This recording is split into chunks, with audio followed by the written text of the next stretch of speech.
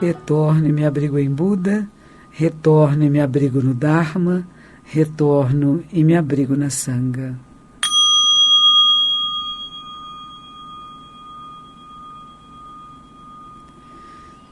Os 3 tesouros, as 3 joias, Buda, Dharma e Sangha.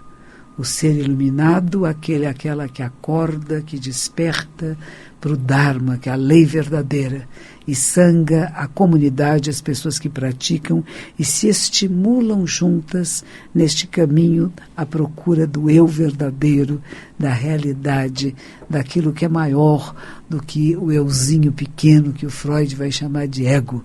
Como é que a gente sai desse euzinho tão mesquinho, tão pequenininho, tão reclamão e aprecia mais a vida?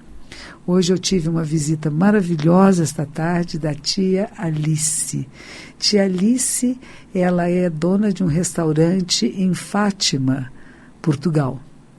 E eu conheci a filha dela e o filho dela em Óbidos quando eu fui fazer o lançamento do livro, O Sofrimento é Opcional. E o filho dela é um grande fotógrafo, me mandou fotos lindas e me disse que a mãe veio fazer uma cirurgia aqui no Brasil e que pediu que eu rezasse por ela. Eu rezei, ela está maravilhosa, recuperou-se, uma cirurgia na coluna vertebral e está voltando a Portugal depois de amanhã e passou no templo para me agradecer, ofereceu um incenso aos pés de Kanon Bodhisattva, que foi o local onde eu rezei, agradecendo a sua cura.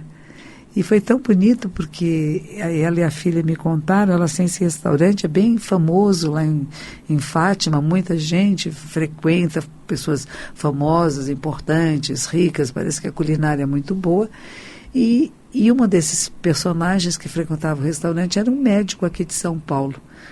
E uma segunda vez que ele foi lá, ele pediu uma carona, quer dizer, ele pediu, não, ele disse que ele precisava ir para Lisboa, não estava conseguindo carro, e a filha da senhora, da tia Alice, ofereceu uma carona para ele. Foram conversando no carro, ficaram amigos.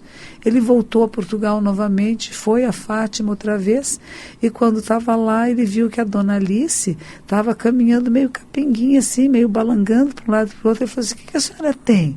E a filha mostrou uns exames que ela tinha feito e disse assim, eu curo você.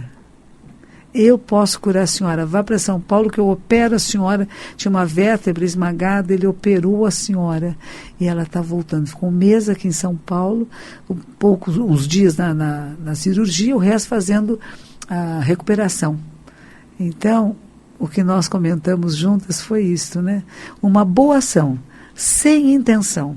Quando a filha deu carona para este cliente do seu restaurante, ela não estava esperando nada de volta.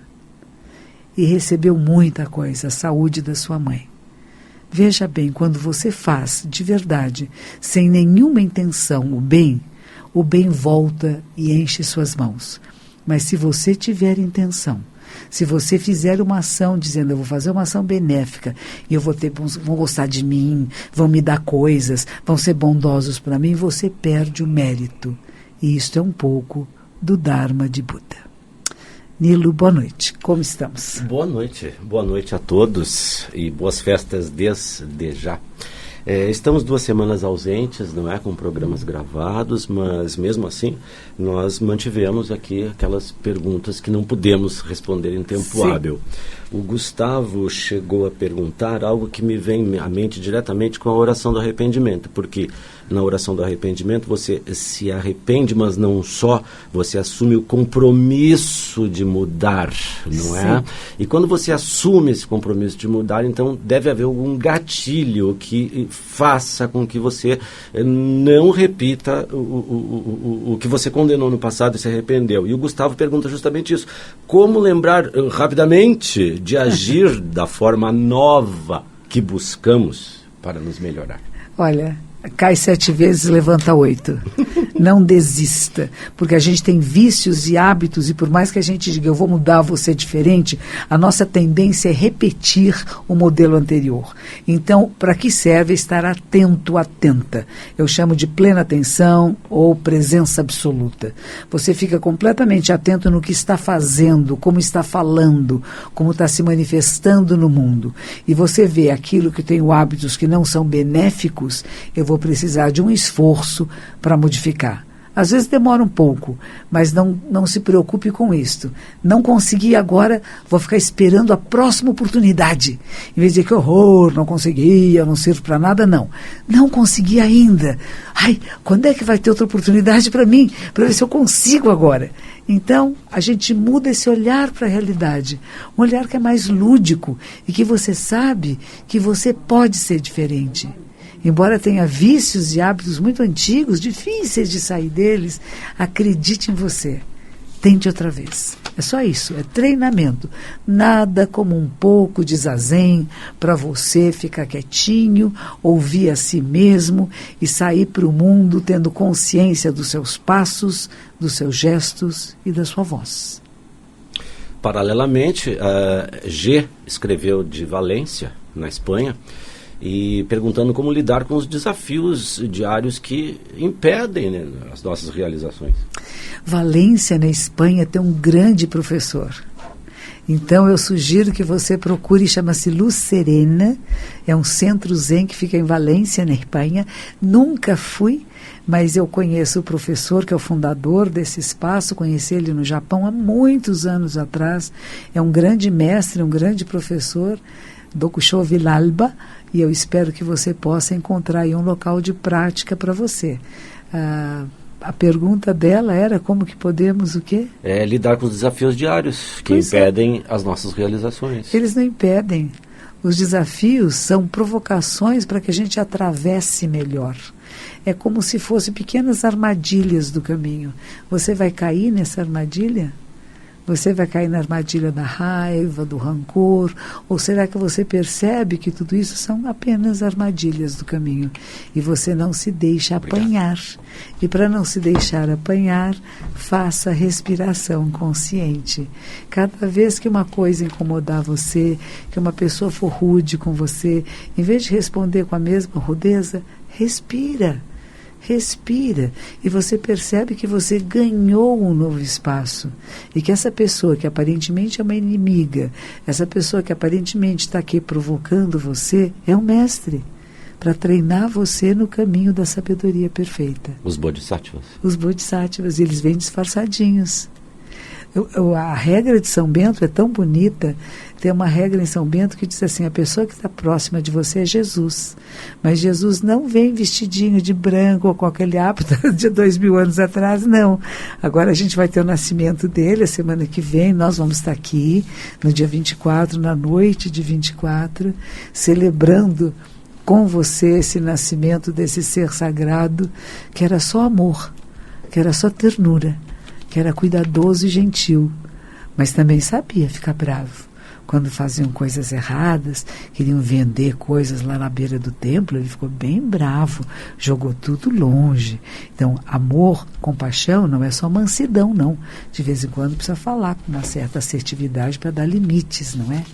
Então, vamos lembrar um pouquinho, a semana que vem, no dia 24, o nascimento de Jesus de Nazaré, que não é nada da minha tradição. A minha tradição é 600 anos, 6 séculos anteriores do nascimento de Jesus, mas todos nós respeitamos muito este ser iluminado que só trouxe pensamentos de respeito e amorosidade. Eu gostaria muito que aqueles que são servos do Senhor, aqueles que seguem os ensinamentos de Jesus de Nazaré, que se tornassem esses ensinamentos. Não apenas falassem, exigissem dos outros, mas que cada um se tornasse. E a regra de São Bento diz isso. A pessoa que você encontra é Jesus disfarçado. Como é que você trata o mestre? Coen Silva nos manda abraços da Itália. Milu nos dá uma boa noite a partir de Portugal. A Elis também nos manda um abraço desde Porto Alegre. Na oração do arrependimento diz assim: todo karma prejudicial alguma vez cometido por mim e nascido de meu corpo, boca e mente. Sim. Pois diz a Tânia aqui, ela falou que não devia, em momento inadequado. Sim. E como reverter? Pois é, filha, tem certas coisas que não tem um apagador, sabe? Na hora que você joga no universo está jogado. Como eu digo sempre, a Terra, não dá para você voltar para trás e dizer, não queria ter feito isso, não queria ter falado isso, já falei, já foi, eu não posso apagar, eu posso minimizar efeitos. O que minimiza efeito? Quando a gente fala arrependimento, é de todo o seu coração, você vê, nossa, como eu estou falha ainda, como eu sou insuficiente. E eu posso ir pedir desculpas. Pedir desculpa não é feio, sabe? O mais forte é aquele que primeiro se dobra. Aquele que fica muito durinho, que não dobra de jeito nenhum, é o mais fraco. O mais forte é aquele que se torna macio, que percebe, puxa, foi desagradável, podia ter sido melhor, não soubemos nos relacionar bem, falei o que eu não devia, puxa, não é bem assim, eu exagero, não é? Então você procurar se aproximar, minimizando. Se falou coisas que é mal de outras pessoas, se criou intrigas, tem pessoas que são muito hábeis nisso, né? Elas criam intrigas, criam desavenças entre pessoas. Elas, às vezes tem gente que tem ciúmes de relacionamentos amorosos, de carinho, então elas entram para pôr veneninho ali na relação. Se foi isso que você fez, se você pôs um veneno numa relação amorosa, de amigos, de casais, nossa, como é que vai ser? Porque agora eles devem estar brigando, sabe? Será que você pode se aproximar dos dois e dizer, foi só veneno meu, não é assim não? Sabe? E querer que fiquem juntos e criar um novo relacionamento. Então depende do que foi que você disse, para quem você disse, como você disse e de que maneira você pode minimizar os efeitos prejudiciais daquilo que você jogou nesse universo. A gente fala que a vida é como um bumerangue. Aquilo que você fala vai voltar para você como um bumerangue. Com a mesma força que você jogou, vem e pode cortar a sua cabeça. Então, em vez de cortar a sua cabeça, se você se arrepender verdadeiramente, ficar bem atenta para não repetir, na hora que vem aquele corte, você se desvia ou você pode pegar e evitar um mal maior. É só o que se pode fazer agora. E tenha atenção para não repetir isso. Dorimara está com 30 semanas de gravidez e ela pede uma bênção para que dê tudo certo nessa reta final. Seja muito abençoada. Eu não contava quando eu tive minha filha, há mais de 50 anos atrás, a gente não contava por semana, a gente contava por dias. Então 30 semanas eu tenho que fazer as contas, né? 30 semanas. Ai, que bagunça, eu não sei quantos meses são, mas parece estar no finzinho, né? Desculpa, é Dorinha que eu ia. Dorinha?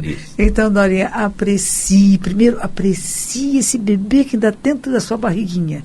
Que esteja bem, você manda muito amor, muito carinho, afaga, fica contente, não tem pressa de sair, não. Na hora de sair, vai sair bonitinho, né? E que o parto seja um parto muito bom, tanto para você como para seu bebê.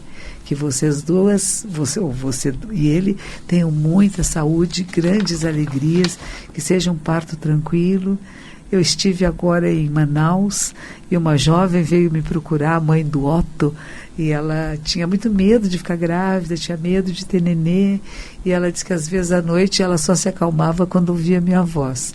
E ela veio me agradecer lá em Manaus, depois que eu fiz a palestra, e trouxe uma porção de coisas gostosinhas de comer, biscoitinho, bolachinha, né? E a caixinha, ela é profissional, ela vende isso. E ela escreveu assim, da mãe do Otto, que cozinha quando ele está dormindo. Então, são coisas que também pode pensar, depois que o bebê nascer, o que você vai fazer quando o bebê dormir? No começo a gente vai ter muito sono, está amamentando, quer dormir junto, mas aos poucos você vai ter menos sono terá o bebê, e você pensa que a alegria ter essa criança em casa e as coisas boas que você poderá produzir a partir do amor. Rochi Carolina nos manda boa noite desde o México. Um abraço do Recife com o Beto, e de Porto Alegre a Cláudia também manda um boa noite. Vou para Recife dia 22. Faço uma palestra em Recife dia 22 e dia 23 vou estar numa livraria também em Recife autografando livros. Então vocês de Recife me aguardem, estou chegando, pouquinho antes do Natal. Carolina pergunta, Aroshi, como introduzir zazen para crianças, porque ela tem um filho de 3 anos de idade e, claro, os horários não combinam, ela não consegue frequentar templo e se tem como praticar com ele. É adequado? Ah, claro, mas se você senta, a criança vê você sentando, ela copia a mamãe. Claro que uma criança não vai ficar 10 minutos, imagina uma criança de 3 anos, 1 minuto é um tempo enorme. Então, se você sentar, cria um espaço na sua casa, que é o espaço de meditação, põe uma almofadinha e você senta quietinha ali, fica um pouquinho quietinha. Aí a criança, o que a mamãe está fazendo? Você fala, zazen, meditando. Você pode comprar esse livro, ó, Zen para Distraídos. É uma joinha, ensina como fazer zazen. É um livro feito a partir de programas aqui da Rádio Mundial. Ensina tudo sobre o Zen Budismo, está muito bom. E a gente tem um outro livro que chama Zazen, lá na comunidade, que dá todos os detalhes da prática meditativa também. Então, você sente pouquinho, deixa ele brincar à sua volta. Se ele que puder sentar, pergunta, você consegue dobrar a perninha? E são coisas muito pequenas para a criança. Bebe água e fala assim, onde é que a aguinha está agora? Está na garganta, está na barriguinha? E agora? A gente ficou quietinho, tinha passarinho, passou o carro. Então você brinca um pouco com os sentidos da percepção do que está acontecendo naquele momento. Não force nenhuma criança a fazer meditação, não é castigo, deve ser uma coisa lúdica e agradável. E se você gosta de fazer, seu filho vai perceber que você sai melhor depois de ficar quietinho um pouquinho e ele vai querer sentar com você. A gente vai ter na comunidade agora, nesse período do início de janeiro, nós vamos escolher uma data, talvez seja um sábado à tarde, para fazer uma tarde de crianças. E pode trazer seu filho se você quiser. Qualquer coisa, telefone para nós, veja no site monjacoen.com.br ou zendobrasil.org.br e você vai ver a nossa programação, que ainda não está no ar, essa de início de janeiro, mas vai ter um dia para crianças. Há 2 semanas, a Sandra, no Rio Grande do Sul, pediu para que a senhora Aroshi falasse um pouco sobre casamento. Como ela não apresentou nenhuma queixa, deve ser na questão ideal do casamento, né? Não sei se ela quer a cerimônia do casamento ou o casamento em si, né? Não é fácil o casamento, é bonito, é amoroso, é romântico, mas é difícil, são pessoas que vêm de famílias diferentes, de educação diferentes, muitas vezes com objetivos diferentes na vida. E existe o amor, existe a paixão, que foi aquilo que uniu. Como manter unido é uma arte. A arte do amor, a arte da acolhida, é um treinamento diário. É uma escolha diária. Cada um de nós é livre. O momento que quiser ir embora, pode ir.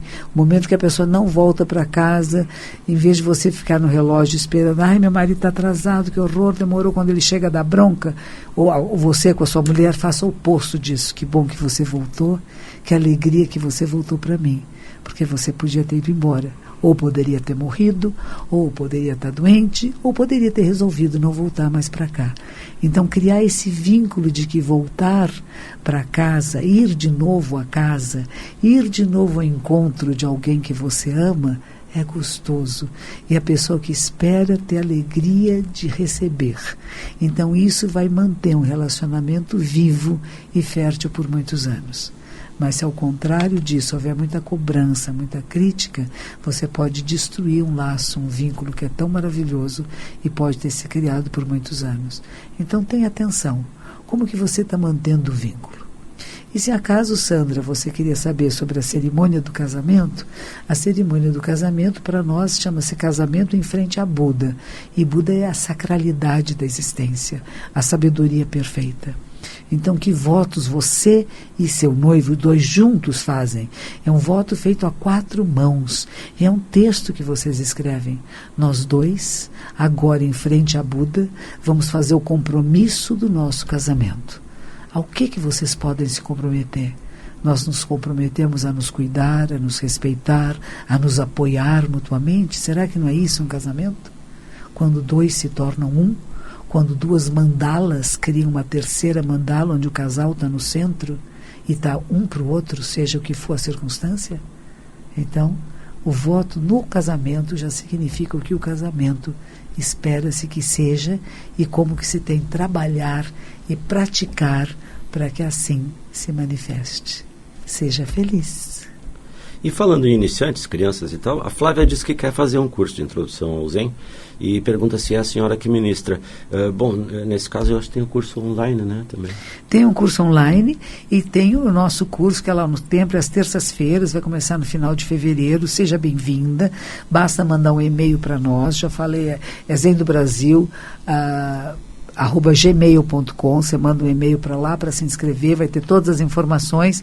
Eu dou algumas aulas, eu não dou todas as aulas, eu viajo muito, eu tenho muitas solicitações, mas sempre que eu estou em São Paulo eu participo. Então, se você quiser, se inscreva pelo nosso site.